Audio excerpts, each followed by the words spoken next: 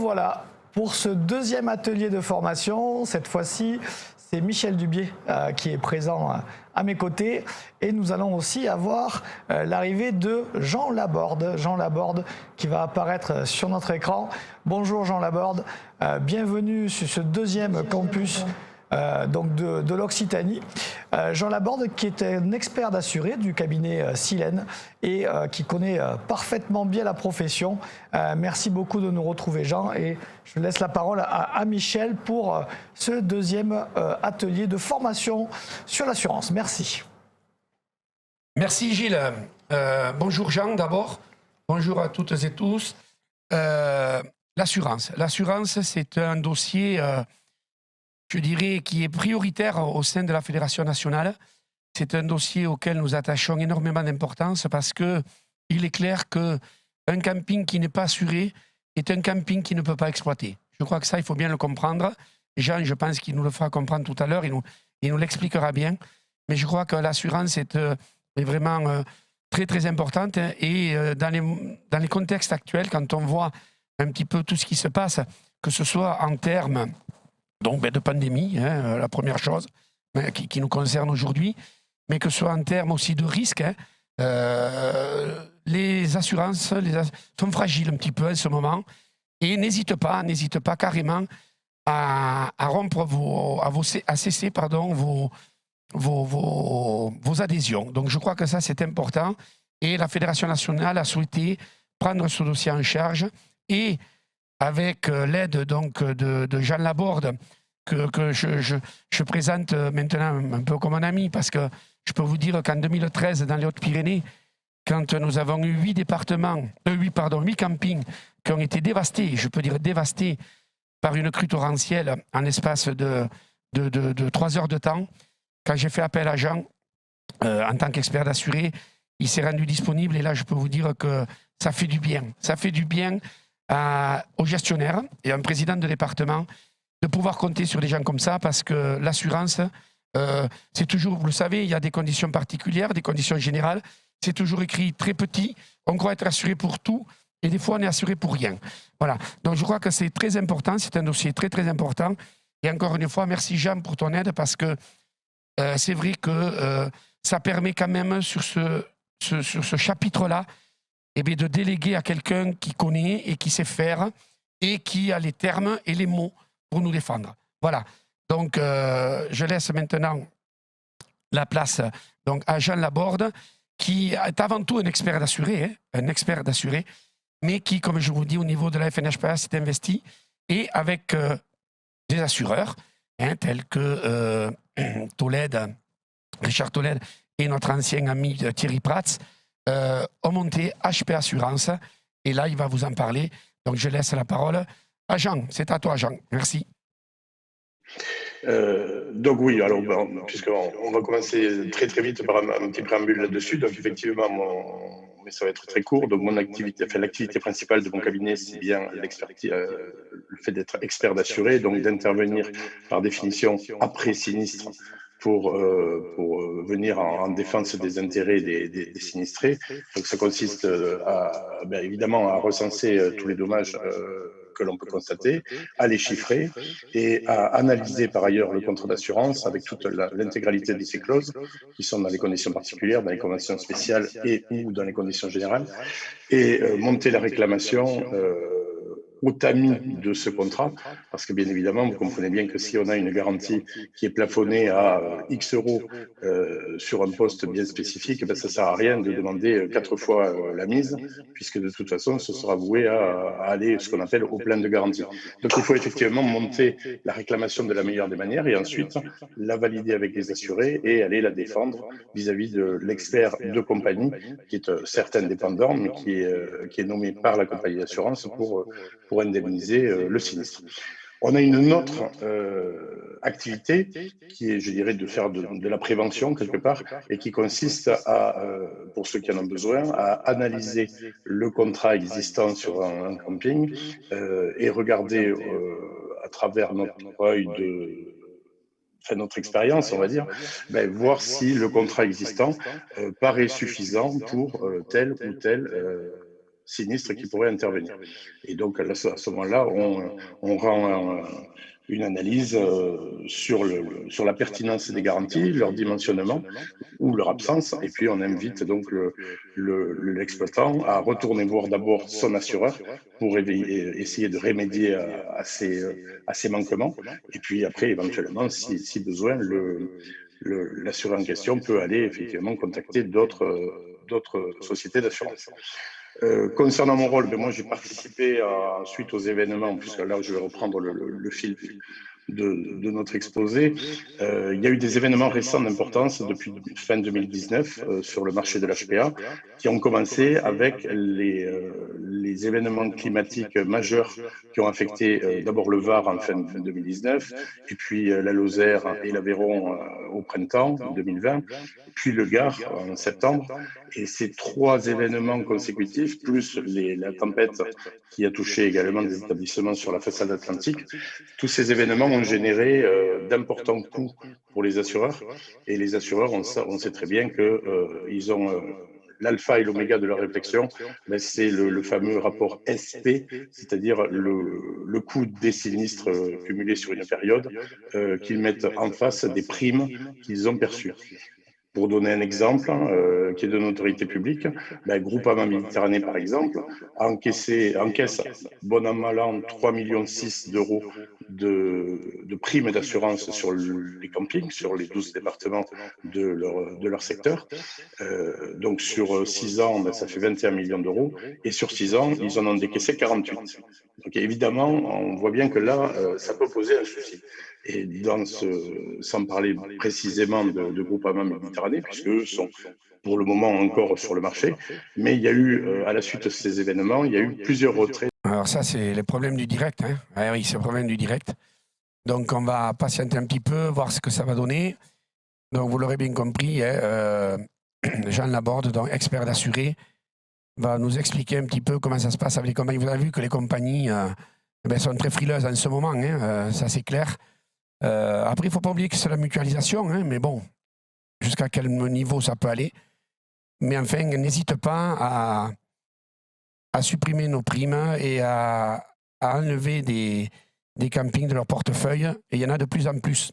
Je crois qu'en Occitanie, il y a près d'une 30aine d'établissements qui ont ce problème d'assurance. Donc, alors une responsabilité civile, c'est toujours très facile à avoir, il n'y a pas de problème. La RC, tout le monde peut l'avoir. Mais ce qui est important, c'est la professionnelle, l'assurance professionnelle, qui, elle, est beaucoup plus compliquée. Je ne sais pas où on en est au niveau de la régie, si on peut me faire aussi. Super. Ça y est, ça a l'air d'être reparti. C'est bon. Tu m'entends, Michel ? Oui, très bien, Jean, tu peux continuer. D'accord. Donc, je reprends. Donc, bon, ça a démarré, donc, les phénomènes de retrait successifs. Il y a eu Groupama Rhône-Alpes qui est sorti du marché au 30 août 2020 à travers le contrat Antoria ou Axeliance. Ça, je pense que la plupart des gens qui étaient assurés chez Antoria sont au courant de ça. On sait également, et ça, je ne sais pas si les adhérents sont déjà informés ou pas, qu'une autre compagnie qui travaillait avec Antoria, à savoir Amlin, a d'ores et déjà annoncé qu'elle se retirait au 30 août 2021. Et il est même plus que probable qu'Antoria cesse son activité HPA au même horizon, c'est-à-dire au 30 août 2021.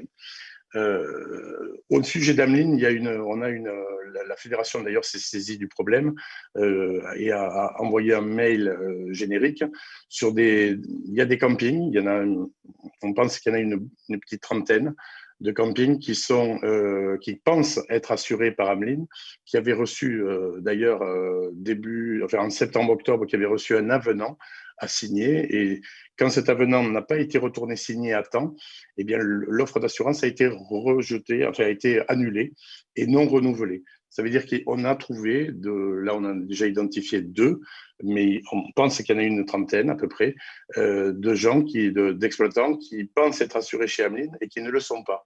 Donc la seule chose à faire pour ces gens-là, c'est d'exiger une note de couverture d'assurance auprès de leur courtier ou de leur intermédiaire, mais précisant bien le numéro du contrat chez Amlin ou si possible une attestation d'assurance de la compagnie elle-même. le premier indicateur de tout ça, c'est si vous n'avez pas encore acquitté votre prime d'assurance, que vous n'avez pas reçu d'appel de prime. Là, ça veut dire, c'est une énorme alerte et ça veut dire que vous n'êtes pas assuré. Là, les deux campings que l'on a identifiés, bon, maintenant leur problème est résolu, mais ils ont passé donc quelques 4 mois sans assurance en pensant être assurés. Donc c'est très très grave évidemment. En dehors de ces retraits de marché, on assiste aussi, pour les compagnies qui sont restées sur le marché, il y a eu également, et ça peut se comprendre, une démarche de revue de portefeuille, c'est-à-dire que les compagnies ont demandé à leur service de prévention d'aller visiter des campings qui apparaissent en zone notamment inondable, parce que bon, c'est le risque principal que craignent les compagnies d'assurance. Et donc, ces revues de portefeuille ont occasionné des résiliations assez massives. Michel parlait d'une trentaine sur la région Occitanie. Je pense qu'on est effectivement dans ces ratios, puisque par définition déjà, tous les campings qui ont été sinistrés à l'occasion des événements de 2020 ont été résiliés derrière immédiatement, mais également d'autres qui n'avaient pas fait de déclaration de sinistre parce qu'ils n'en avaient pas, mais qui sont en zone inondable et qui ont été résiliés en même temps que les autres. Donc, effectivement, on a un vrai souci aujourd'hui. S'il doit y avoir un motif d'espérance, eh bien, effectivement, c'est que le 2020 a marqué l'entrée sur le marché de nouvelles solutions. Alors, il n'y en a pas 50, là pour le moment, il y en a 2. Il y a donc un courtier qui s'appelle Alead, qui distribue un contrat allemand de la compagnie Hubener Versicherung. Alors, cette société, cette solution d'assurance, on va dire, elle présente l'avantage de proposer des solutions au camping situé en zone inondable, alors moyennant évidemment des primes assez élevées et des franchises, donc des garanties minorées, on va dire, assez importantes également. Mais pour quelqu'un qui ne trouve pas ou qui n'est pas en situation de trouver un contrat d'assurance chez les assureurs traditionnels, eh bien, ça reste aujourd'hui la seule solution existante sur le marché. Donc, bon, elle a le mérite d'exister. Et puis ensuite, il y a donc Assure HPA, dont Michel parlait tout à l'heure. Donc ça, c'est à la suite de ces événements, en discutant également avec la fédération et avec les acteurs historiques de l'assurance HPA, eh bien, on a participé à la naissance d'un cabinet de courtage, donc qui s'appelle Assure HPA, et j'ai également participé avec les courtiers historiques, hein, donc le cabinet Tolède et le cabinet Sarthe, enfin anciennement le cabinet Sarthe Assurance avec Tom Dubord et ses équipes, on a participé à la rédaction d'un contrat qu'on a voulu plus moderne, plus équilibré et plus juste. Voilà. Si on peut passer à la suivante. Donc, la perspective, encore une autre, s'il vous plaît. Donc, voilà. Voilà, c'est ça. Donc, les perspectives encourageantes, effectivement, donc c'est de ce dont je parle. Donc, il y a des acteurs historiques qui demeurent et puis qui ont tendance, évidemment, la nature ayant horreur du vide, à se renforcer parce que quand d'autres quittent le navire, ceux qui restent, évidemment, ont tendance à combler ces manques dans la mesure du possible. Nous travaillons beaucoup actuellement à créer une solution spécifique pour les petits campings parce que bon, je ne vais pas rentrer dans le détail de la tarification des contrats, mais le contrat qui a été bâti là sur Assure HPA et également chez d'autres n'est pas vraiment taillé n'est pas formaté pour des petits campings. Grossièrement, ça revient à dire que les primes demandées sont trop chères, s'avèrent trop élevées par rapport au chiffre d'affaires du camping. Donc, on est en train de travailler, non pas à l'élaboration d'un contrat au rabais, parce qu'on veut garder la nature même des contrats et les garanties que l'on met en avant. Mais par contre, évidemment, on va certainement vers une certaine limitation en plafond de garantie enfin, on est en train de créer une solution effectivement pour les petits campings. Le chantier principal pour nous actuellement, alors là pour le coup avec le plein appui de la fédération, c'est qu'on cherche de nouveaux partenaires, alors tant compagnies d'assurance que réassureurs. Les réassureurs sont les compagnies qui réassurent elles-mêmes les compagnies elles-mêmes.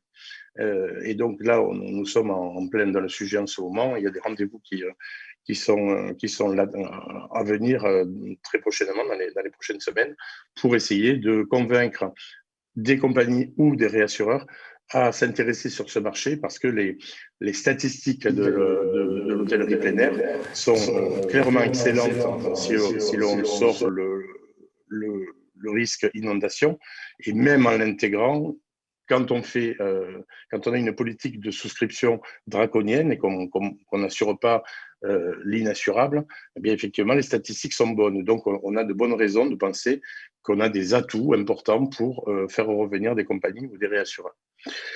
Tout ça passe par un effort général, à notre sens. Jean,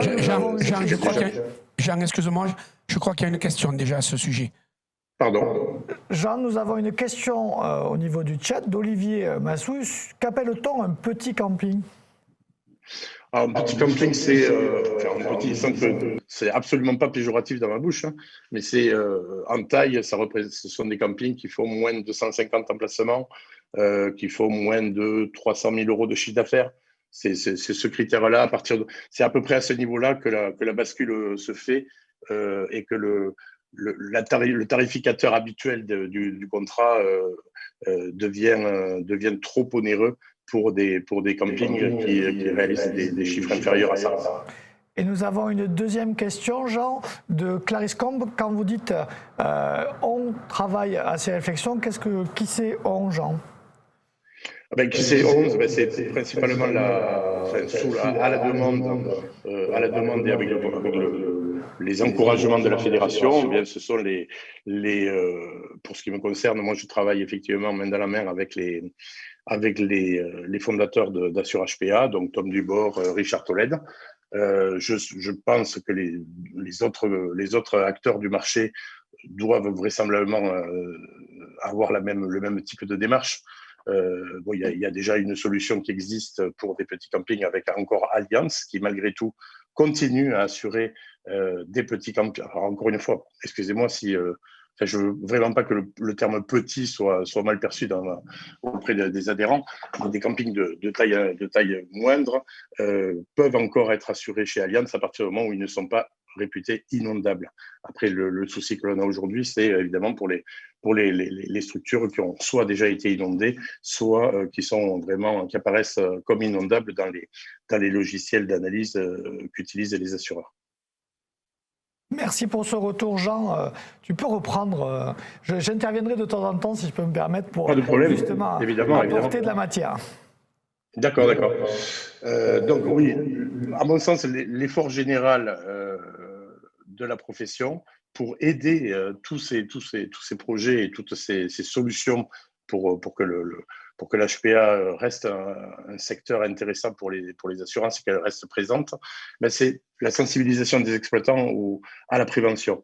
Alors évidemment, qu'un camping qui n'est pas en zone inondable, qui n'a jamais eu de sinistre, qui n'est pas dans une zone exposée particulièrement aux incendies ou aux tempêtes, lui, en prévention, il ne va pas avoir grand-chose à faire. Par contre, pour ceux qui sont effectivement exposés aux risques naturels et inondations principalement, parce que pour l'incendie, on va quand même en parler, mais relativement rapidement, eh bien, je pense qu'il est vraiment important de se focaliser, ou en tout cas d'affecter un certain nombre de temps pour réfléchir aux moyens de prévention qui peuvent être mis en place. Ça, c'est le premier point. Le deuxième point, ça concerne la réduction des déclarations de sinistres de fréquence. Je m'explique, on a un adhérent, par exemple, du Pays Basque, que tout le monde connaît, que beaucoup de gens connaissent, qui a été résilié par la compagnie d'assurance alors qu'il n'a jamais eu de sinistre important. Quand je parle de sinistre important, je parle de sinistre à plusieurs centaines de milliers d'euros. Il a été résilié tout simplement parce que quand sur les 5 dernières années, il avait fait 12 déclarations de sinistre. Alors, un choc mécanique d'une bagnole sur un coin de mobil-home, un choc sur la barrière, un bris de glace, etc. Donc, rien de grave. Mais tout ça, ça agace très fort les compagnies. Ça mobilise du personnel chez eux. Et au bout d'un moment, ils en ont marre. C'est un peu comme... je pense que vous savez que dans votre maison, dans votre habitation individuelle, si vous avez plus de 2 dégâts des eaux sur 2 ans, ben, vous allez être résilié par votre compagnie. Alors, par contre, vous n'aurez aucun problème à en trouver d'autres, mais c'est un critère, c'est comme ça. Donc, je vous encourage, dans la mesure du possible, à faire le moins de déclarations possible pour des sinistres mineurs, des sinistres de quelques milliers d'euros. Très franchement, je pense que c'est la sagesse actuellement, c'est de ne pas déclarer, parce que tout simplement parce qu'au bout d'un moment, l'assureur a la désagréable impression que ces sinistres de fréquence, ils sont là pour juste rembourser tout ou partie de la prime qui a été encaissée l'année dernière. Et donc ça, c'est pas un très bon indicateur. Et donc, ça peut avoir des conséquences importantes parce que quand vous êtes résilié par une compagnie d'assurance, là, pour le coup, ça devient compliqué d'aller se faire réassurer ailleurs. Ensuite, le troisième point encourageant, c'est que maintenant, à force de discuter avec les services, non pas indemnisation, mais les services de souscription des compagnies, on arrive à force, ça commence, à leur expliquer et à leur faire entendre qu'un camping peut très bien avoir zéro risque sur 90% de son terrain et avoir peut-être une petite partie du camping qui, elle, par contre, est exposée à un risque naturel, inondation, par exemple. Eh bien, dans certains cas, on arrive maintenant, en concertation avec la compagnie, à faire assurer ce camping tout en, alors soit le cas extrême, c'est d'exclure la zone à risque en question de toute garantie, ou alors en mettant des franchises, on va dire, plus élevées pour la garantie qui risque d'être mise en jeu sur cette partie de terrain. Donc, il n'y a pas de fatalité, il y a juste des démarches d'analyse, de réflexion à mener. Alors, d'abord, personne ne connaît mieux son camping que l'exploitant, mais l'exploitant, il peut aussi aller chercher de la ressource auprès de personnes réputées spécialistes de ce genre de choses pour monter, entre guillemets, un dossier de présentation auprès de quelque assureur que ce soit. Slide suivant, s'il vous plaît. Oui, en l'état actuel du marché, donc effectivement, il y a une grosse tension, on va dire. Il y a des résiliations, il y a des majorations de primes importantes, il y a des acteurs qui vont partir, donc beaucoup d'adhérents vont se retrouver avec une situation à gérer au niveau de leur contrat d'assurance. La première des choses, c'est déjà de partir de l'existant. Donc, pour ceux qui en ont encore un, évidemment, je vous invite franchement à analyser votre contrat. Alors, soit l'analyser tout seul, soit le faire analyser déjà avec peut-être votre expert comptable, peut-être avec des gens comme notre cabinet ou d'autres. Il y a différentes possibilités, ou votre avocat, enfin, peu importe. Mais analysez votre contrat de façon à répertorier et faire analyser les garanties. Donc, comment est-ce que je suis couvert s'il y a un incendie dans le camping? Comment je suis couvert s'il y a une inondation? Comment je suis couvert s'il y a une tempête? Bon, voilà, et vérifier si toutes les garanties qui sont en place sont cohérentes. Voilà. Là, je suis en train de terminer de clôturer les dossiers de sinistrés du Gard du mois de septembre. Et on s'aperçoit malheureusement que sur 6 dossiers, par exemple, il y en a peut-être un où on n'a pas de problème de garantie. Tous les autres, on finit toujours par avoir, là on chiffre les dommages, je dis n'importe quoi, il y a 100 de dommages sur un poste de garantie, et puis malheureusement, cette garantie, elle est limitée à 20, et donc c'est autant de perdus pour l'exploitant. Et ça, il y a moyen d'y remédier. Jean, oui. S'il te plaît, nous avons 2-3 questions sur le chat. Je profite chaque fois de les immiscer dans les différents échanges. Donc j'ai Karine Albouy qui pose une question où elle souhaite connaître la compagnie qui prend à ce jour les campings en zone inondable. Tu en as parlé tout à l'heure. Elle est plus chère, mais qu'elle mérite d'exister. La compagnie, je l'ai dit, c'est une compagnie allemande qui s'appelle Hubener Versicherung et qui est diffusée en France donc par un courtier entre guillemets un courtier grossiste, on va dire, un peu comme Antoria. Donc c'est un courtier qui s'appelle Alead, et Alead diffuse ce contrat à travers différents partenaires qui sont sur le terrain. Et donc, il y a X courtiers d'assurance qui diffusent ce contrat, un peu comme là aussi, Antoria avait ou a toujours, je ne sais pas, des courtiers qui sont sur le terrain et qui vont diffuser et proposer ces solutions. Ou Verspiren également qui diffuse son contrat à travers différents intervenants qui vont visiter les campings. Merci Jean pour ce retour. Nous avons une autre information de Xavier Ferraud qui nous informe que Texa, lors des expertises des dommages du sinistre tempête et Catnat de décembre 2019, je cite, la mission confiée par votre assureur à l'expert consistera également à nous assurer que votre contrat est bien adapté à votre situation. Et suite à cela, il a une question. Est-ce normal que l'expert visite l'intégralité du bien assuré sur demande de la compagnie d'assurance ? Oui, alors oui, c'est normal, il en a le droit, puisque, enfin, il en a le droit. Il est mandaté par la compagnie et la demande de la compagnie, elle est justifiée. Je m'explique, parce que quand on a un sinistre, la première des missions que doit remplir l'expert de compagnie, qui est mandaté pour ça, c'est de faire ce qu'on appelle la vérification du risque. La vérification du risque, même si par exemple c'est un sinistre inondation ou tempête, mettons, eh bien, il doit vérifier plusieurs choses, principalement que le contrat et donc que le risque est ce qu'on appelle conforme. Ça veut dire que les surfaces de bâtiments qui sont déclarées au contrat, eh bien, on les retrouve quand l'expert va mesurer les surfaces de plancher sur le terrain. Et il ne faut pas qu'il y ait un écart de plus de 10%, sans quoi cela entraîne des pénalités sur l'indemnisation qui peuvent être dramatiques parce qu'en fait, le principe, enfin, je peux vous le dire en 3 mots, ça s'appelle une règle proportionnelle de prime. Et donc, si, par exemple, j'ai 350 mètres carrés en réel que relève l'expert alors que j'ai 200 mètres carrés au contrat, eh bien, l'expert va informer la compagnie.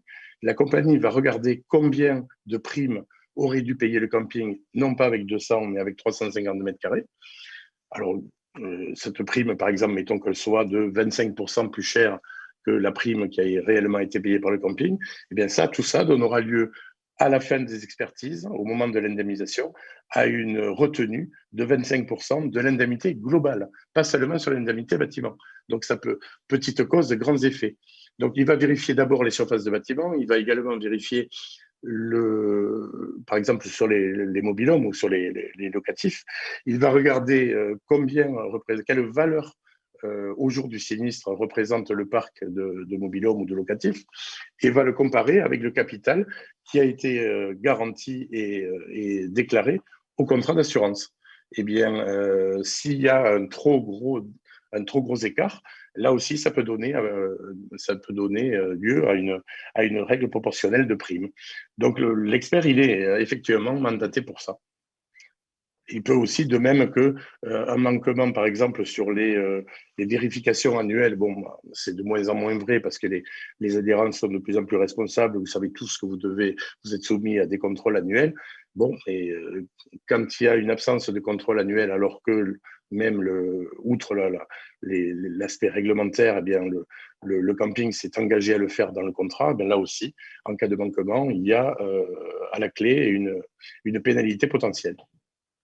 Merci pour ce retour, Jean. Et il n'y a pas d'autres questions, si ce n'est une remarque de Renate Winterhaken qui nous indiquait que les campings du Gard n'étaient plus, depuis septembre, assurés par Hübner. Par Hübner ? Par Hübner, tout à fait. Après, on se heurte là aussi, mais je pense que oui, c'est clair. Toutes les compagnies aujourd'hui encore présentes sur le marché se heurtent au bout d'un moment à un problème qui est là.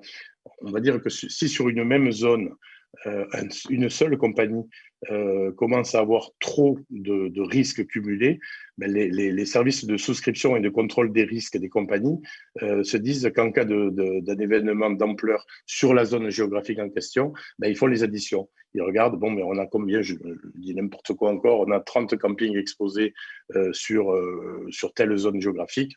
Ben, s'il y a un événement majeur, une catastrophe naturelle là, eh bien, on risque de prendre 30 fois X euros. Ah oui, mais ça, c'est beaucoup trop pour les ratios de notre compagnie. Donc, on arrête de souscrire sur telle zone. Ça ne veut pas dire qu'ils arrêtent tout, mais ça veut dire que quand il y a une trop forte concentration de risques, eh bien, la compagnie ne veut plus prendre de risques. Il faut à ce moment-là, évidemment, trouver d'autres partenaires. C'est pour ça que toute notre énergie en ce moment est consacrée à la recherche de nouveaux partenaires assureurs et réassureurs, parce que la problématique est exactement la même. Alors, il y a encore plein de questions. Alors, l'idée, c'est par rapport à l'avancement de votre présentation à toi, Jean, et à Michel. J'aurais 2 autres questions. Est-ce qu'on les prend de suite ou est-ce qu'on déroule et on y revient? Jean, comme on veut. Ben, écoute, on déroule. Oui, je pense qu'il vaut mieux dérouler et peut-être que les réponses seront apportées lors du déroulement par Jean. Hein. OK. Donc si vous voulez alors analyser pour analyser ou pour faire analyser votre contrat, effectivement, il va falloir, pour gagner du temps, préparer les données dont aura besoin votre interlocuteur ou vous-même d'ailleurs. Mais il faut effectivement travailler sur une liste détaillée des locatifs avec les années de l'année du mobil-home, hein, principalement, la marque, le modèle, les coûts de remplacement, c'est-à-dire la valeur du même type de mobil-home, si possible, dans la même marque et aujourd'hui, combien ça coûte. Bon, ça, on sait très vite le dire. Il faut relever les surfaces de bâtiments. Alors attention, les surfaces de bâtiments, il y a plein de gens qui sont de bonne volonté, mais qui communiquent non pas les mauvaises surfaces, parce que lui, il prend par exemple les surfaces qui sont inscrites sur son permis, mais qui ne sont pas forcément les surfaces que considère l'assurance. Par exemple, l'assurance, elle va considérer les surfaces de plancher. Donc, quand on a un bâtiment à étage, évidemment, on compte tous les niveaux, mais y compris les surfaces au sol, mais qui font, par exemple, si on a des surfaces sous toit, eh bien, même s'il y a 50 cm au bout de la pièce, 50 cm de hauteur, ça compte quand même en mètres carrés. Donc, ce sont vraiment toutes les surfaces de plancher et également à l'extérieur du bâtiment, toutes les surfaces couvertes, si on a un débord de toit, par exemple, eh bien, c'est compris également. Donc là, il faut effectivement regarder ça parce que c'est une source d'erreur très, très importante. Donc voilà, les surfaces de bâtiment. Demandez à votre expert comptable la liste détaillée des immobilisations parce que ça permet d'avoir quand même pas mal de données globales pour avoir regarder et comparer avec les garanties du contrat. Et puis évidemment, le dernier bilan. Ça permet donc d'analyser ensuite, avec ça, d'analyser les garanties par type de sinistre. Encore une fois, pas tous les sinistres. On va évidemment pas se focaliser sur les bris de glace ou sur le vol, mais par contre, on va se focaliser sur le risque incendie, le risque inondation et le risque tempête, principalement. Et donc, une fois qu'on a fait ça, une fois qu'on a analysé, eh bien, au besoin, soit on retourne voir son assureur pour améliorer. Et s'il est défaillant, s'il n'a pas convenance à le faire, il peut très bien avoir une consigne stricte de sa compagnie qui dit non, moi, je ne veux pas aller plus loin. Mais soit il reste comme il est, soit il peut également aller chercher une solution alternative. Alors, je voulais faire ça, se poser les bonnes questions pour savoir si effectivement je dois ou pas rentrer dans cette démarche d'analyse de contrat. Quelques questions à se poser. Hein. Le slide suivant, s'il vous plaît. Voilà, les questions à vous poser, c'est depuis quand ai-je le même contrat? Depuis quand mon assureur n'est pas venu sur site? Alors, pas venu boire le café, venu passer 1 heure, 2 heures, 3 heures sur le site pour effectivement faire le tour et discuter avec vous de vos derniers investissements, par exemple. Est-ce qu'à la suite de ça, il y a eu une modification du contrat ou pas? C'est un indicateur. Posez-vous également la question de savoir combien de déclarations de sinistres vous avez effectuées sur les 5 dernières années. Ça rejoint ce que je vous disais tout à l'heure sur les sinistres de fréquence. Et puis évidemment, il faut absolument communiquer chaque année votre chiffre d'affaires de l'année écoulée, de la dernière saison, pour adapter la garantie perte d'exploitation si tant est que celle-ci soit souscrite. Les solutions d'assurance actuelles, donc vous avez plusieurs interlocuteurs. Hein. Alors d'abord, vous avez la liste des partenaires, enfin pas des partenaires, la liste des assureurs conseils de la fédération que vous pouvez prendre auprès de la Fédé. Vous avez Assurance HPA qui qui a été choisi comme partenaire officiel de la fédération. Et après, il y a les agents généraux ou les salariés de mutuelle. Par exemple, pour Groupama, ce sont les salariés de Groupama ou alors des agents généraux de type Allianz, AXA ou autres, qui ont des missions et des spécificités un peu différentes des courtiers, mais bon, qui à la fin peuvent vous proposer des solutions d'assurance. Vous avez donc les courtiers spécialisés, alors que je différencie des co-courtiers. Pourquoi? Parce que pour moi, les courtiers spécialisés sont ceux qui rédigent un contrat qu'on appelle un intercalaire. Ils rédigent eux-mêmes le contrat en mettant des choses un peu effectivement plus pointues ou un peu plus spécifiques, et vont les proposer aux compagnies d'assurance qui décident ou pas d'accepter ce fameux intercalaire. Ça, c'est donc des courtiers qui évidemment sont spécialisés, puisque pour écrire un contrat, ça ne s'invente pas trop, quoi.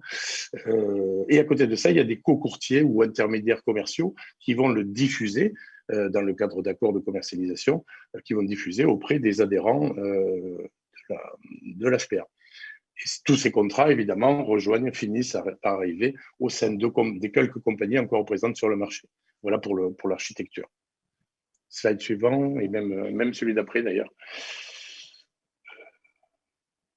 Oui, alors, Michel, on devait parler, je voulais dire 2 mots sur une nouvelle assurance qui a fait son... Enfin, assurance, j'aime pas le terme là, par contre, mais c'est une solution, l'assurance paramétrique, qui a fait son entrée sur le marché il y a à peine quelques mois et dont on entend beaucoup parler dans le microcosme. Je ne sais pas si Michel souhaite intervenir là-dessus, mais bon, Non, le principe je te laisse intervenir, mais c'est vrai que c'est une solution qu'on a essayé de voir un petit peu au niveau national sur cette assurance paramétrique, mais qui aujourd'hui s'avère quand même encore très élevée, hein, bien sûr. Et encore une fois, sera possible dans les gros campings et pas du tout dans les petits campings. Donc, tu peux en parler, tu peux en dire 2 mots, mais je crois que ce n'est pas la peine qu'on aille très loin là-dedans parce que... oui, non, mais je vais faire vite. Bon, principalement, si vous voulez, le principe de l'assurance paramétrique, c'est un contrat de nature financière, c'est pour ça que je n'aime pas trop dire assurance paramétrique, mais c'est un contrat de nature financière par lequel un adhérent pourrait se garantir, non pas sur des dommages qui pourraient intervenir sur son camping, mais sur, par exemple, la hauteur de crue du cours d'eau auquel il est soumis, auquel il est exposé. C'est-à-dire que si, par exemple, je prends le Gardon, parce que j'ai en tête les derniers événements du Gard, bien, par exemple, la dernière crue, elle a dû tourner autour de 7 mètres. Quelqu'un aujourd'hui pourrait aller voir ces intervenants-là et dire, mais moi, à partir du moment où le Gardon franchit la cote de 7 mètres, dépasse la cote de 7 mètres, je veux être assuré pour 200 000 euros, par exemple, ou 1 million, ou peu importe. Et quel que soit le fait que j'ai des dommages ou que je n'en ai pas. C'est un pari sur un indice qui est donc là, l'indice de référence étant là, le niveau de crue du Gardon. Alors, ça peut avoir du sens pour, à mon avis, une seule catégorie de camping, ce sont les campings réellement, totalement inassurables.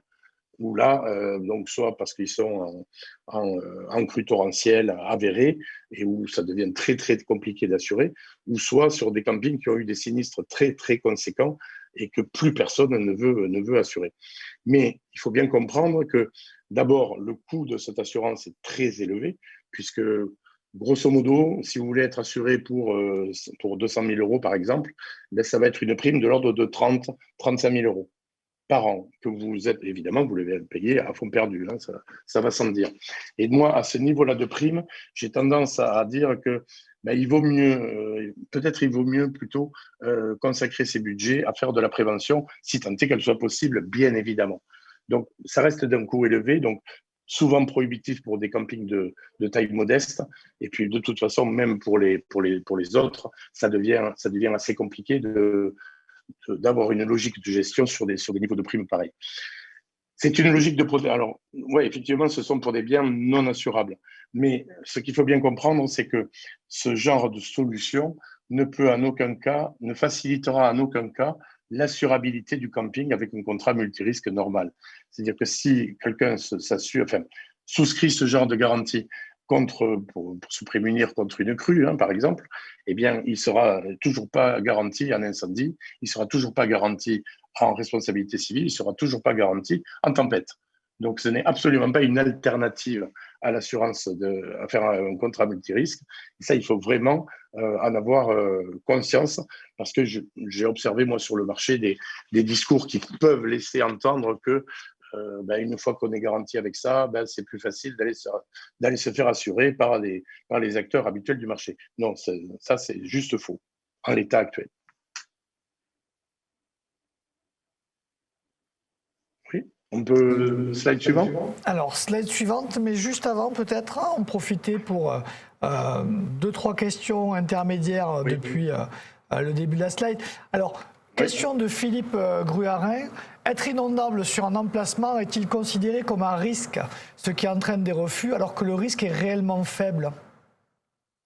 Alors, non, d'abord, le premier niveau d'analyse d'un assureur, c'est d'aller sur un logiciel qu'on appelle MRN, que seuls utilisent d'ailleurs les assureurs, hein, le grand public, il n'y a pas accès, enfin les assureurs et les intervenants, mais et donc là, effectivement, on va regarder la classification du camping au regard de tel ou tel risque. Il n'y a pas que l'inondation, il y a tous les autres risques. Et donc là, on a un premier niveau d'indication ou d'alerte. Mais ça, c'est évidemment pas suffisant.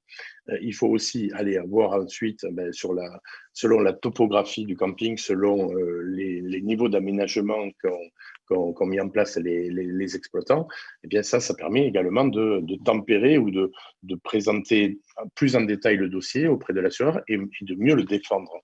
Je prends par exemple, en ce moment, il y a notamment sur la région Occitanie, vous avez des intervenants de grande qualité pour analyser les risques. Je pense notamment par exemple à Marc Montgaillard avec sa société hydrologique, et qui a une énorme expérience et un énorme recul par rapport à tous ces phénomènes, qui peut vous être d'un vrai apport dans la présentation d'un dossier pour aller rechercher un assureur. Je pense, il y a également, il y a des solutions, par exemple, qu'il est capable de mettre en œuvre, qui est un passage de drone bien spécifique. On appelle ça un LIDAR, qui permet de répertorier sur un camping les hauteurs de plancher par rapport au terrain naturel et par rapport au niveau des plus hautes eaux, la hauteur de plancher de tous les locatifs. Donc, on est capable, avec ce système-là, de dire, eh bien, par exemple, le mobil-home numéro 15, eh bien, lui, par rapport à la hauteur des plus hautes eaux sur la crue Centenale, ce mobil-home-là, il est en danger. Enfin, il serait touché. Par contre, du 30 au 42, ceux-là, non, même en crue Centenale, ils ne sont pas touchés. Et donc, avec ça, on sait sur quoi il faut travailler. On sait, alors après, une fois qu'on a dit ça, sur les locatifs qui sont exposés à une crue décennale ou centenale, après, on regarde ce qu'on peut faire. Qu'est-ce qu'il est possible de faire? Alors, premier point, une question de faire une réflexion de quelqu'un qui ne connaît pas, il va dire, est-ce qu'il y aurait pas moyen de le déplacer déjà, par exemple? Parce que sur certains campings dont je m'occupe, j'ai observé que malheureusement, quand les emplacements suivent un cours d'eau, souvent en première ligne, sur la ligne le long du cours d'eau, on a les locatifs les plus qualitatifs, les derniers achetés, et donc c'est évidemment les plus chers. Et évidemment, ce sont les premiers qui dérouillent. Par contre, ceux qui sont à l'arrière du camping, ceux-là, ils n'ont rien. Et malheureusement, souvent, soit ce sont des emplacements nus, soit ce sont des mobil-homes beaucoup plus anciens. Donc, il faudrait peut-être essayer de voir s'il n'y a déjà pas un premier travail là-dessus à faire. Le deuxième travail, ça peut être de rehausser le locatif en question, si tant est que ce soit possible, dans la limite de la réglementation et des possibilités réelles d'aménagement. Et ensuite, il y a différentes solutions aussi de prévention sur les mobil-homes, que peuvent être soit des flotteurs, soit la solution qui a été développée notamment à partir de la Fédération de Dordogne avec J-Custer. Alors là, on va voir la première solution, d'abord des photos de flotteurs. Alors les flotteurs nouvelle génération, parce que évidemment, ils ont fonctionné un peu de façon empirique au départ. En 2019, il y avait des campings qui qui étaient équipés en flotteurs, mais avec une ancienne génération de flotteurs qui n'ont pas donné entière satisfaction, loin de là. Là, les nouveaux flotteurs avec des boudins qui se gonflent de type Zodiac viennent là aussi, par contre, eux, sur des inondations récentes dans les Landes, viennent de montrer que même à 2,40 m d'eau, eh bien, les mobilhomes sont montés et sont redescendus et aujourd'hui, ils n'ont rien. Il y a eu un peu de casse sur certains types de mobilhomes pour des défauts. Enfin, on a des retours d'expérience, mais c'est très, très encourageant à ce niveau-là, au niveau de l'efficience de cette nouvelle génération de systèmes de prévention en termes de flotteurs. L'autre photo, si on peut passer, voilà, ben ça, c'est la solution qui est mise en œuvre au départ en Dordogne, qui a fait l'objet d'un accord avec un industriel de Brive, hein, je crois, qui développe, qui industrialise ça.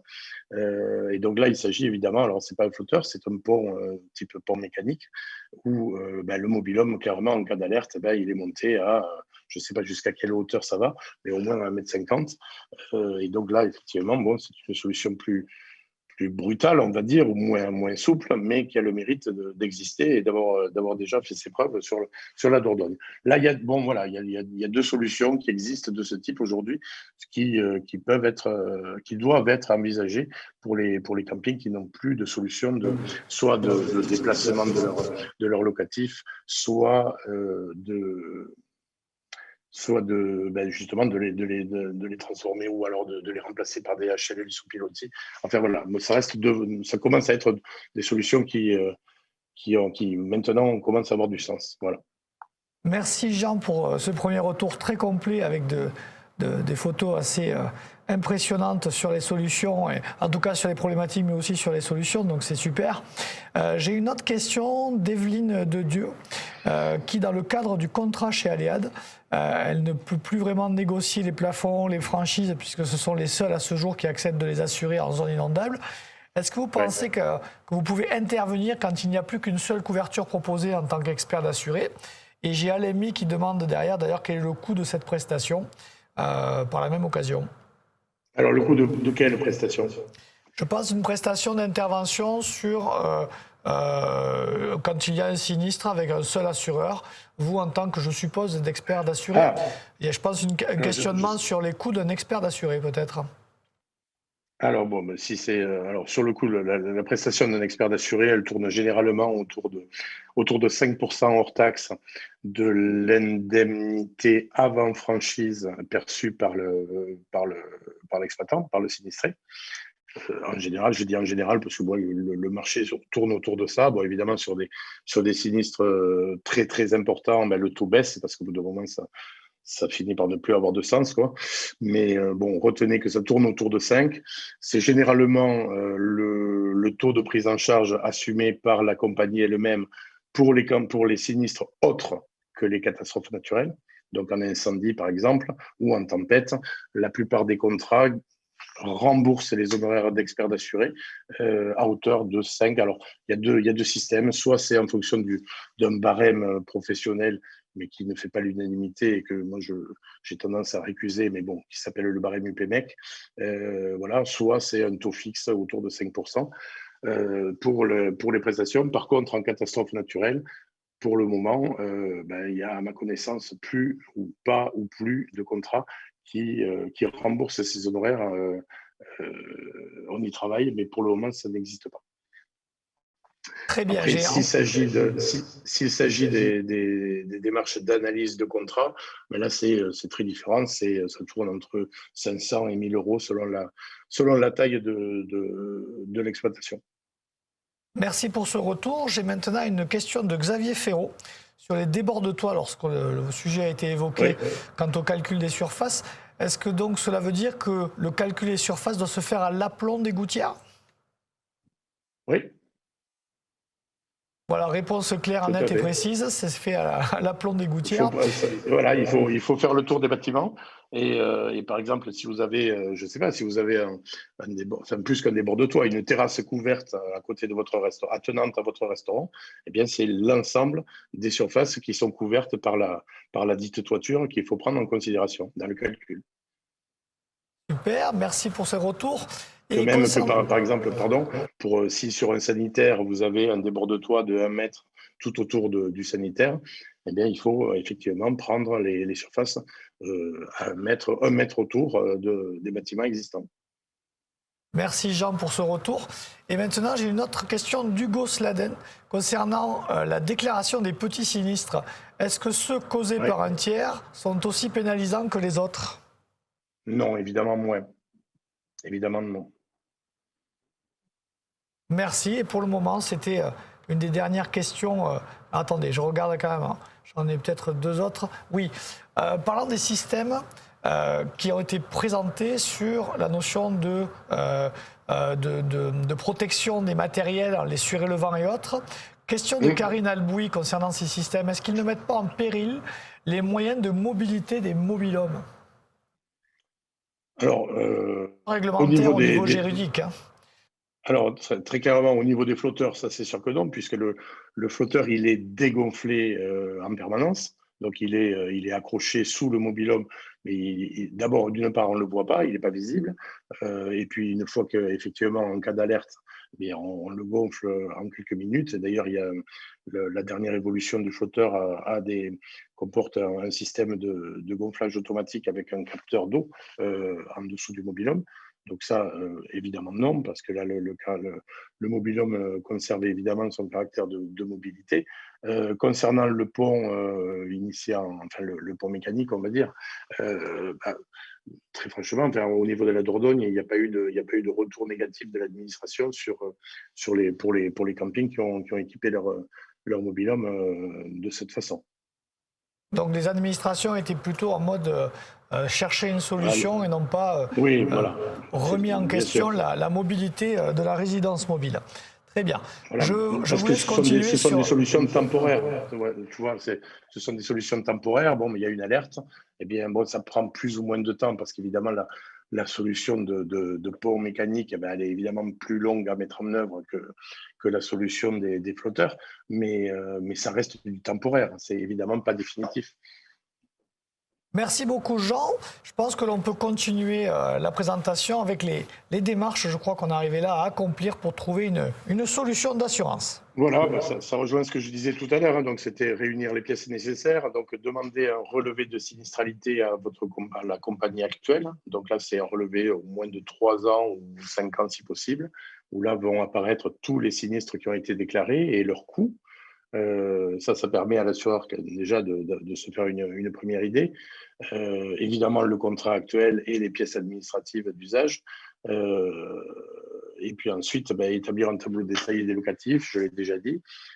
Ça permet évidemment à ce moment-là de dimensionner les garanties importantes et de constituer un dossier. Alors là aussi, pour les campings qui ont des difficultés je veux dire, d'assurabilité, le fait de contacter, par exemple, un hydrologique, enfin Marc Montgaillard, par exemple, peut constituer un facteur important dans la réflexion du service de souscription de la compagnie d'assurance. C'est évidemment absolument à ne pas négliger. J'ai plusieurs exemples de campings qui avaient, dans un premier temps, été refusés par les compagnies. Et puis, quand le dossier a été représenté avec l'analyse de Marc et puis une analyse un peu plus fine sur le terrain, ils ont fini par obtenir un accord et ces campings sont aujourd'hui assurés. C'est pas le cas, ça marche pas à tous les coups, mais c'est une démarche importante à considérer. Voilà.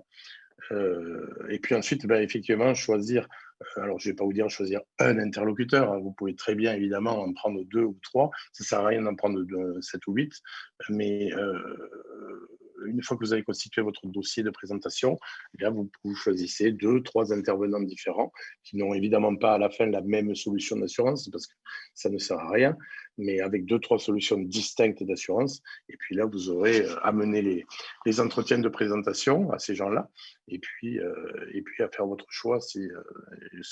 Tout le mal que je vous souhaite, c'est d'avoir plusieurs offres sur votre table. Donc, ouais. Et puis, bon, je rappelais pour ce qui était de la prévention, donc les risques principaux, je l'ai déjà dit, hein, inondation, incendie, tempête. Regardez les moyens de prévention envisageables par type de risque. Donc là, je n'ai parlé que que de l'inondation. Mais bon, évidemment, il y a aussi, pour être complet sur l'inondation, on peut aussi envisager de mettre des bâtards d'eau, donc des plaques à l'entrée des ouvertures des bâtiments, bon, principalement les portes, parce que ça tient, les bâtards d'eau, ils tiennent jusqu'à une certaine hauteur d'eau. Au-delà de 60 ou 70 cm d'eau, ça ne marche plus. La pression est trop forte, mais bon, ça fonctionne. Il faut regarder qu'est-ce que le camping, de quoi dispose le camping en matière d'alerte, de système d'alerte. Hein. Donc, je pense évidemment à Vigicru.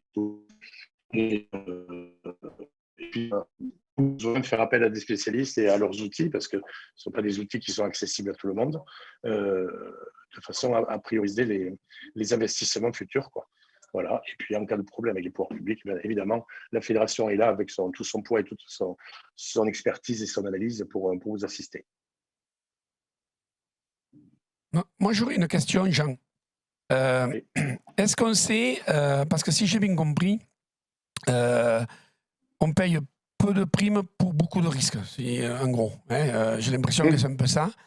Est-ce qu'on connaît le ratio entre le chiffre d'affaires que l'on fait et la prime qu'on devrait payer? Parce que finalement, c'est un petit peu ça. Est-ce qu'il y a un ratio là-dessus? Est-ce que... Il y a un prix d'équilibre, oui. Il y a un prix d'équilibre. Alors, pour un camping qui n'est pas à risque important, je vais peut-être choquer un peu de monde, mais le vrai prix, je dirais que ça tourne autour de 1,2% du chiffre d'affaires annuel. Entre 1 et 1,2, voire 1,3. Mais le problème actuel, on en paye aujourd'hui le prix, c'est que pendant plusieurs années, les compagnies qui étaient présentes sur le marché avaient tendance à appliquer peut-être des niveaux de prix un peu comme ça pour les campings à risque. Et par contre, pour les campings à qui il n'arrive jamais rien, eh bien, leur faire des discounts ou des remises commerciales pour avoir le dossier et passer à 0,6 à 0,7% du chiffre d'affaires annuel, par exemple, même si c'est évidemment pas le seul critère, le pourcentage du chiffre d'affaires, mais ça donne une idée, quoi. Eh bien, ces compagnies qui, pendant des années, ont assuré les campings qui ne présentent absolument aucun risque à des prix cassés, ben aujourd'hui, elles en paient le prix parce qu'évidemment, ça détériore le ratio, le fameux ratio sinistre sur prime. Et donc, on participe quelque part soit en se sous-assurant, parce qu'il y a eu cette démarche qui a été... le fait de se sous-assurer, c'est-à-dire de n'assurer que 30-50% du parc de locatif, par exemple, pour avoir une prime inférieure, ben ça a marché pendant des années. Aujourd'hui, c'est de moins en moins possible, mais on en paye le prix aujourd'hui. Parce que pendant des années, ben, les assureurs qui raisonnent global HPA, qui regardent les chiffres du marché de l'HPA, ben, se retrouvent avec des primes minorées pour tout un tas de raisons, soit un rabais commercial, soit l'exploitant qui a volontairement minoré ses risques et donc ses primes, enfin ses garanties et donc ses primes. Eh bien, tout ça, ça conduit à créer une distorsion énorme entre le montant des primes encaissées et le montant des sinistres payés. Et pour moi, le prix de marché, le prix raisonnable de marché d'un camping qui n'est pas à risque, ben, ça tourne entre 1 et 1,2% du chiffre d'affaires annuel. Oui, merci Jean. Et j'écoutais un jour une de tes interventions où tu disais que finalement, l'assurance, la prime de l'assurance, il ne fallait pas la voir comme des frais de gestion, mais surtout comme de l'investissement. Parce que c'est ça, c'est un investissement. C'est ça. Ça rejoint ce que je dis sur les moyens de prévention. C'est pas les moyens de prévention, effectivement, ça ne produit pas de chiffre d'affaires, hein, ça d'accord, mais ça permet de conserver du chiffre d'affaires. Ça permet surtout de conserver ou de renforcer les liens avec un assureur. Un camping qui n'a plus d'assurance, bon, il lui faut une assurance responsabilité civile pour pouvoir fonctionner, mais si on veut être plus raisonnable, si on n'a pas d'assurance, eh bien, si on est inassurable, le fonds de commerce, pour moi, il n'a pas de valeur parce qu'il n'y a personne qui va acheter un camping inassurable à faire très peu de monde, d'une part. Et de surcroît, quand vous voulez acheter par exemple des locatifs ou un parc aquatique, si votre camping n'est pas assuré, eh ben, vous ne trouverez pas de partenaire banquier pour vous accompagner. Donc effectivement, c'est un slogan un peu facile, mais il faut effectivement considérer l'assurance comme un investissement et non pas comme une charge. Voilà. De même que que votre intermédiaire assureur, qu'il soit courtier, qu'il soit agent, etc., ça doit être un vrai partenaire et non pas un vulgaire fournisseur, avec tout le respect que j'ai pour les fournisseurs. Mais on ne vend pas un produit. Vous devez être vraiment dans une démarche de partenariat qui suppose évidemment une relative transparence, voire une totale transparence sur faire rentrer, par exemple, votre assureur dans la réflexion sur l'évolution de votre terrain. Si je fais ça, est-ce que ça ne va pas compromettre mon assurabilité ou au contraire, est-ce que ça va l'améliorer? Je vous invite vraiment à reconsidérer, pour ceux qui raisonnaient encore comme je viens de le dire, le type de relation que vous pouvez avoir avec vos interlocuteurs assureurs. Voilà. Merci Jean de ce retour. J'avais une question qui vient de Claude Trescaz concernant le relevé de sinistralité, qui est une pièce exigée par le nouvel assureur à demander auprès de l'ancien assureur. Lorsque ce dernier traîne les pieds, entre parenthèses pour ne pas dire fait le mort, pour la remettre, quel moyen a-t-on pour l'avoir enfin? Alors, le moyen, c'est peut-être que c'est l'intermédiaire qui fait le mort. Ce que je vois sur le terrain, la plupart du temps, c'est ça. Donc là, il faut à ce moment-là solliciter directement la compagnie. Si par exemple, vous êtes chez, je ne sais pas, mais mettons sur HPA et que pour une raison que j'ignore, votre relevé de sinistralité ne sort pas, la sur HPA est trop récent pour avoir beaucoup de sinistres, mais si votre intermédiaire courtier qui s'appelle Antoria, qui s'appelle Verspiren, qui s'appelle Assure HPA, je ne dis pas traîner des pieds, mais ne vous rend pas un relevé de sinistralité rapide. D'abord, ce n'est pas eux qui le sortent, c'est la compagnie elle-même qui le sort. Eh bien, vous pouvez toujours contacter directement la compagnie d'assurance auprès de laquelle vous êtes assuré. Et là, vous écrivez au service indemnisation et vous leur demandez un relevé de sinistralité sur 5 ans, ils vont vous le donner.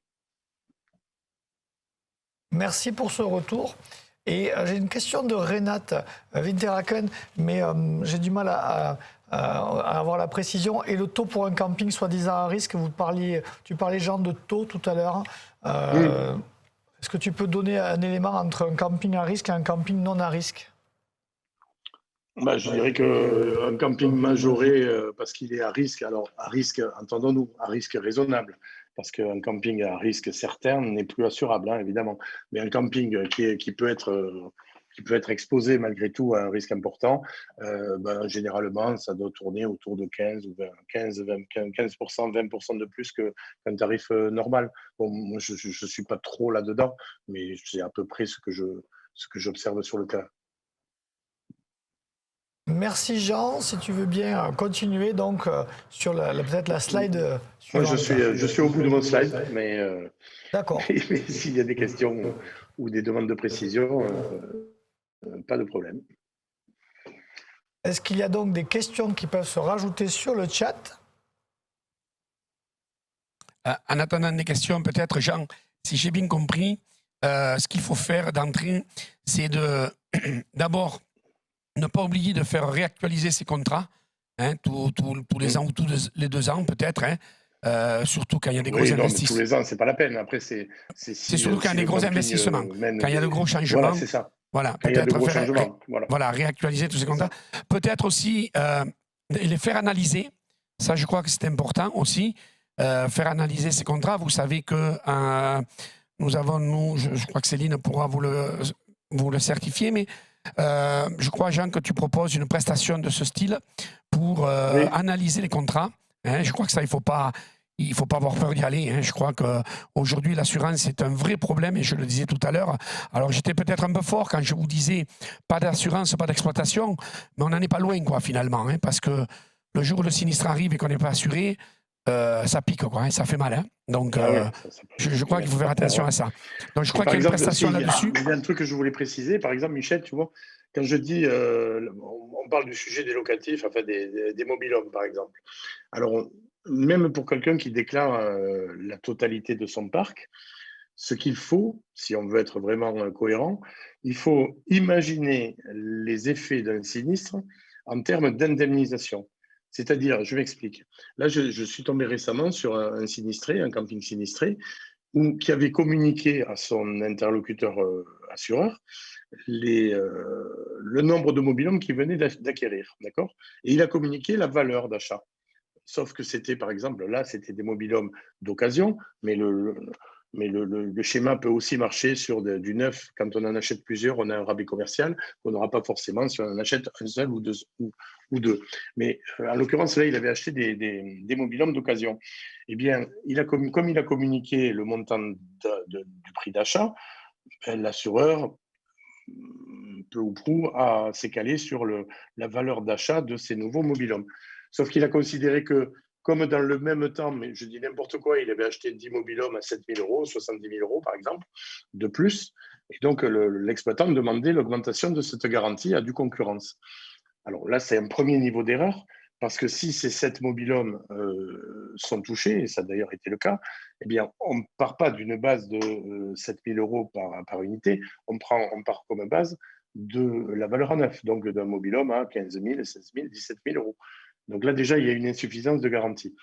Mais le plus grave, c'est que l'interlocuteur assureur a considéré que ces 70 000 euros de plus de valeur étaient compensés par l'effet de la vétusté des autres mobil-homes, bien grossièrement que la valeur du parc, c'était à peu près la même. Mais sauf que en cas de sinistre total, eh bien, on regarde évidemment sur la base de la valeur à neuf de chaque mobil-homme diminué des vétustés, contractuelles ou pas, et on arrive à un certain montant qui, là, en l'occurrence, a largement dépassé le niveau le plafond de la garantie mobil-homme. Donc, il ne faut pas raisonner sur la valeur actuelle du parc. C'est déjà un premier point, mais ce n'est pas suffisant. Il faut vraiment raisonner comme si on avait un sinistre important ou total sur le poste et voir à quoi on pourrait prétendre en termes d'indemnisation et voir si la garantie est suffisamment calibrée pour ça. Alors j'ai une question, Jean, de Richard Abeg. En l'absence de risque et de sinistre depuis plusieurs années, est-ce pertinent de demander une baisse sur le contrat? Alors une baisse de quoi? Une baisse de prime? Une baisse, je suppose, de prime sur le contrat, en effet. Une baisse de prime, pourquoi pas? Pourquoi pas? On peut toujours demander, mais je dirais que si on passait l'expression, c'est pas trop la saison. Mais effectivement, quelqu'un qui a jamais eu de risque, jamais eu de sinistre, il peut toujours rediscuter avec son assureur et demander un rabais commercial pour la saison suivante, oui. Je crois que par les temps qui courent aujourd'hui avec l'assurance, lorsqu'on a la chance d'avoir une assurance qui nous maintient, eh bien je crois qu'il faut la maintenir et pas aller chercher ailleurs, parce que c'est vrai que c'est très très risqué en ce moment. Et donc si vous avez un assureur et une compagnie qui vous fait confiance, eh bien gardez-les, quoi, parce que... Voilà, ou en tout cas, qu'il ne sache pas que vous cherchez ailleurs, que vous regardez ailleurs. C'est pas forcément vouloir le quitter, mais effectivement, si vous souhaitez regarder ailleurs si l'herbe est plus verte ou si vous pouvez prétendre de meilleures conditions de garantie, parce que de tarif, je ne pense pas, c'est pas trop encore une fois le moment, mais bon, il ne faut pas compromettre la relation que vous avez avec votre interlocuteur si elle vous satisfait d'abord. Et puis, mais c'est tout à fait possible de consulter d'autres personnes. Ça, j'ai pas de sujet là-dessus. Mais effectivement, il faut encore une fois, ça rejoint ce que je disais. L'assurance, c'est votre partenaire. Si après, on a le droit de plus être en phase ou d'être déçu par tel ou tel comportement ou tel manquement.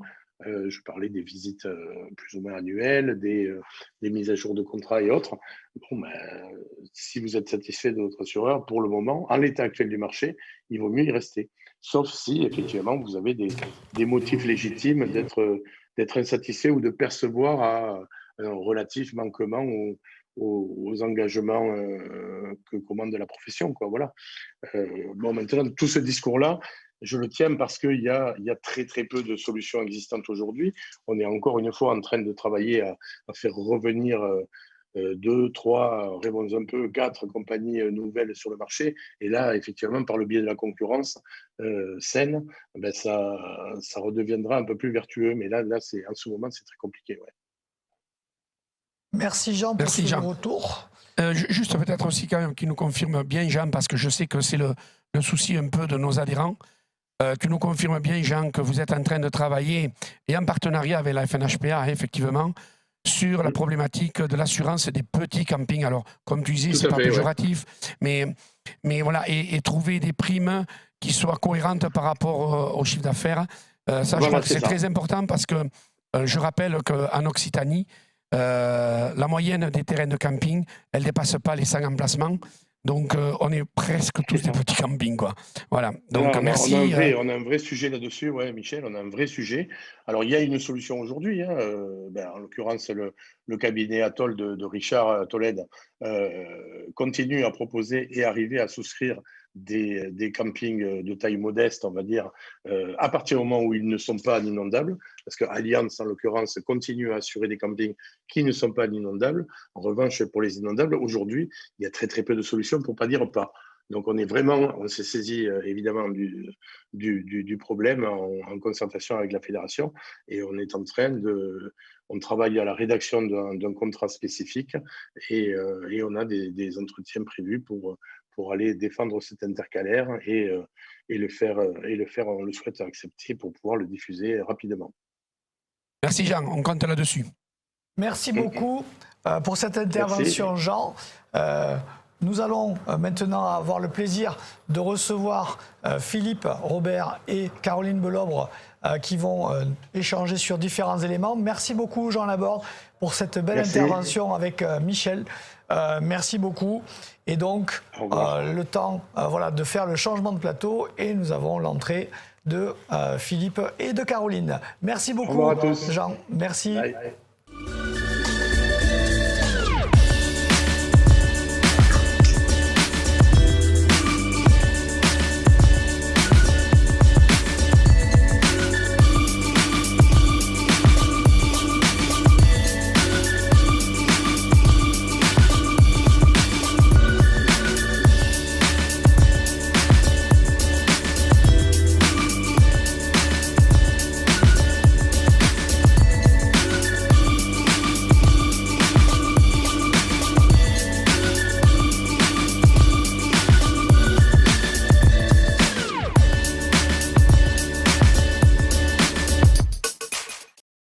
Merci beaucoup à tous et à toutes pour cette première partie d'atelier. Nous avons le plaisir d'avoir maintenant Philippe Robert et Caroline Belobre qui vont échanger sur les différents thèmes. Et donc je laisse la parole à Philippe. Merci Gilles. J'espère que cette première partie de ce e-campus vous a satisfait. Moi, j'ai fait des choses très intéressantes. Donc bravo aux intervenants, bravo à tout le monde. Et puis bien sûr, ça va continuer cet après-midi et demain. Simplement vous dire que vous parlez un petit peu de la saison 2021. Alors rassurez-vous, je n'ai pas beaucoup plus d'informations que vous sur ce qui va se passer. Simplement vous dire que sur cette saison 2021, on est en attente bien évidemment de l'évolution, mais tout peut encore se passer. Alors il ne faut pas se cacher, ça peut être une saison qui peut être très compliquée, mais ça peut aussi surtout être une bonne saison, voire une très bonne saison, pour différents éléments que vous connaissez déjà, bien évidemment. C'est que les gens vont rechercher la proximité. Nous avons la particularité d'être en plein air, donc on garantit un peu un contexte sanitaire qui risque d'être meilleur que dans d'autres structures. Donc tout ça, on le sait très bien. Et on travaille dès maintenant, aussi bien au niveau régional, Caroline va vous en parler un petit peu maintenant, mais aussi au national, puisque nous sommes en relation permanente avec le national. Nous travaillons sur ces différents sujets. Et au national, nous sommes en relation avec le gouvernement, avec le secrétaire d'État en charge du tourisme. Et nous travaillons sur la prochaine ouverture. Alors bien sûr, pour l'instant, on n'est pas sur le devant de la scène parce qu'il y a d'autres secteurs d'activité, je pense notamment à la restauration, qui sont dans des problématiques encore plus importantes aujourd'hui. Donc on les laisse un peu au devant de la scène, mais on est prêt derrière, on travaille sur toutes les éventualités. Et nous, sur le terrain, nous avons obligation d'être prêts à se préparer à une bonne saison, parce qu'il ne faut surtout pas rater le coche. Alors ça veut dire qu'il faut préparer nos animations, préparer nos recrutements. Je sais que nous sommes nombreux à nous poser la question, est-ce qu'on constitue dès maintenant les équipes? Oui, il faut s'y préparer, même si il faut faut avoir des garanties, bien évidemment, pour pouvoir se rétracter si jamais ça dérapait un petit peu. Mais il faut se préparer à faire une bonne saison. Nous avons obligation de faire ça parce qu'on peut vraiment être le mode d'hébergement que les Français, en l'occurrence, principalement les Français, choisiront pour cet été. Ça veut dire que nous avons obligation de nous préparer. Je l'ai déjà dit, je le redis souvent, mais ça nous oblige, dans ces situations-là, à être encore plus imaginatif, constructif. Il faut aller chercher les idées pour que de cette contrainte que nous impose cette crise, nous arrivions à en faire une force pour qu'on réussisse une belle saison. Alors on vous l'a dit, on travaille au national, mais aussi bien sûr au régional. Nous avons toutes nos équipes, aussi bien des deux fédérations, de la COPE, qui sont là pour répondre à vos questions. Et je laisse Caroline vous expliquer un petit peu comment ça fonctionne et comment on peut répondre à vos attentes.